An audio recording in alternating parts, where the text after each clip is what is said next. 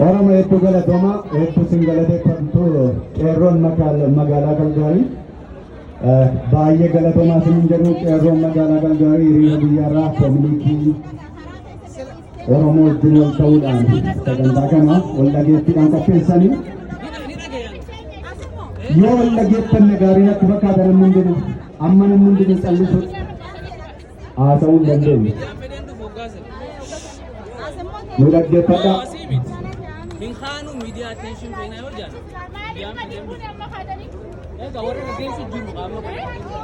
Warri keessummeessitan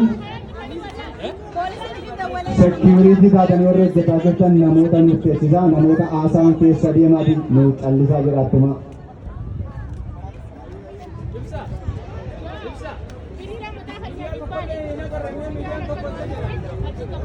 Sagantaa keenya gara xumuraatti keessaa jirra. Gara xumuraatti fidanii akkuma aadaa keenyaatti waltajjii kana eebbaan bannaa eebbaanis xumurraa abbaa bilisaa gara waltajjiitti waama. Abbaan bilisaa lafa jiranii dhufanii eebbanuuf godhu. Gara waltajjiitti dhufanii eebbanuuf godhu.